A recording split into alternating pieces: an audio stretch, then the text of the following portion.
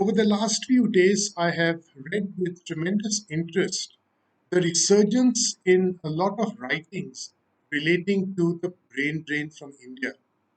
And these have actually taken me back to my days in college. I fondly remember my last year in college. All of my classmates furiously sitting down, filling up applications to go overseas, to look for greener pastures, perhaps to look for a better life.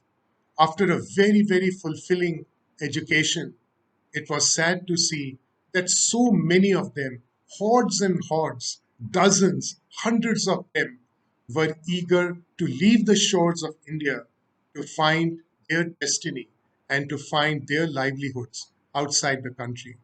And often, when we would sit down and chat in the pantries and in the canteens around why so many of us were busy filling applications, in fact, many of my friends would say, Manoj, even if I don't get an A category university or B, I'll settle for C, but I just need to go. And we would have these very, very animated debates. The answers would be startling. It would be about the quality of jobs in India. We have been so well educated. What is it that we are going to do once we are right out there? It is about the quality of life thereafter. It is about the future of our potential families. And I think the discussions used to get incredibly philosophical as well. It was about life itself. And these debates and these moments uh, struck me very, very hard. As I chose to join the Indian IT industry and I started trudging the streets, trying to make my living, I realized that if there was an opportunity that came, I would perhaps try to help build quality jobs in India and perhaps prevent many, many bright people from leaving our country. It was sad to see people who wanted to stay back to be with their parents, to be with their families, to be with everyone that they've grown up with, but just being forced by circumstance, the circumstance to survive and live, to kind of look for opportunities outside. Fortunately, a few years later, I got this opportunity to work for several US high tech firms. And one of the early firms that I worked with, I had the opportunity of hosting the CEO of that firm in India. We had been trying to convince him to come to India just to meet with our customers and, of course, to try and see our culture and our people and get to understand the country better. We were very fortunate when one day we heard that, yep, he's agreed to take an aircraft and come to India. I spent 2 days with him, traveling around, meeting customers, meeting people, meeting lots of business luminaries, and in fact, almost towards the end of his stay, he said, Manoj, I'm very impressed with what I've seen in India, the talent, the passion, the quality. And I wish I had come here. I think this was music to my ears when he said, I wish I had come here earlier. I pondered and I paused for a quick moment and immediately, almost as you would say, instantaneously and instinctively, turned to him and said, you know what? I think it'll be a great idea if we make an investment and set up a technology center in India where we can develop our products because Indian engineers are the best in the world. And that is something that you recognize. And you today have confidence when you've come into the country and met so many bright young people that we have the talent and the quality to be able to do so.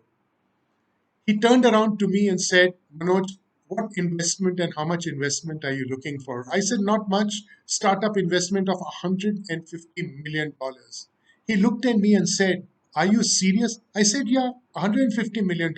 That's all we will need. He said, do you think $150 million is small change?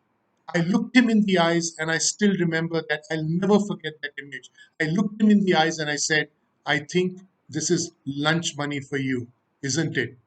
And he just burst out laughing and said, Manoj, that's a done deal. Next day, we were in front of the media making an announcement of $150 million to set up development center. engineering center in India. And the journey began to bring very talented people together to help develop futuristic world class products from our country.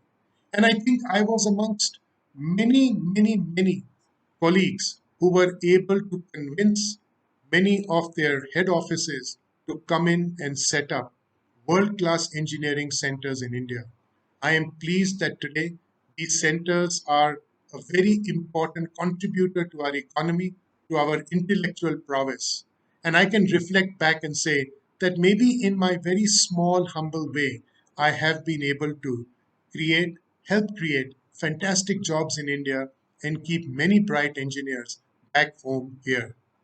I remember a few years later, I was working for another firm. After I had been given the offer, this organization turned around and said something very interesting to me. And I know that reputations always precede people, when, particularly when they switch organizations. And they said, "Look, we don't want you to try your, your West Coast firm techniques on us. We are an East Coast firm." I just smiled and laughed and said, "I'm sorry, I don't understand you." They said, "You convinced those guys to invest $150 million. I don't know to do what in India. Don't try those tricks here."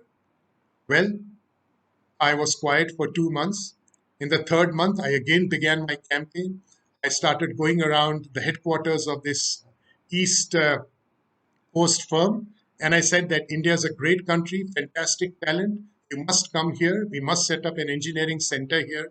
Everyone shooed me out except one executive who kind of said, "Manoj, I recognize the talent of Indian engineers. I work with Indian engineers out of India.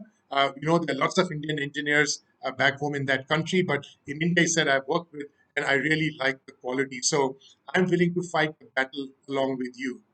Um, and we got preparing the business plan. And I remember 6 months later, a presentation had to be made to a senior executive who had to sign off on an important investment. I remember I stayed up the whole night. I told this executive, and I was in India at that time, I said that while you are making the pitch, I'm going to be available here, right through. I'm going to be awake and up. We need to just make it happen. He said, "No, no, Manoj, don't worry, go to sleep, this will happen." And I said, "No, this is very important to me.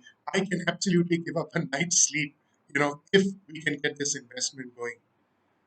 At about 3 o'clock in the morning, India time, I get a call from my colleague, and he was thumbs up, "Manoj, we've done it, we've made it. We had asked for a $200 million investment." Said, "Manoj, sorry, couldn't get 200, got $100 million." I was very thrilled, and we got yet another marquee global, world class technology company to come to India, set up an engineering center, and create wonderful, high quality jobs for our talented colleagues and for our talented young friends. So I think winning is about everything in the mind first. You win in the mind first. And I think I was very motivated. And I felt that my own purpose was, in some whichever fashion, to try and bring quality jobs to India so that at least we could keep some folks back here, particularly the ones who wanted to remain in India. So my messages are, if you have the conviction, if the purpose is right, if there is a win win situation that you can create, then the universe will come and help you achieve those goals. Clearly, setting up these engineering centers and getting approvals for their investment was a very clear win win.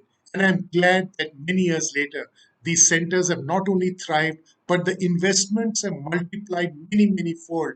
And there is another story that I will tell you, which is also an equally interesting story around this, but at another time. Thank you for listening.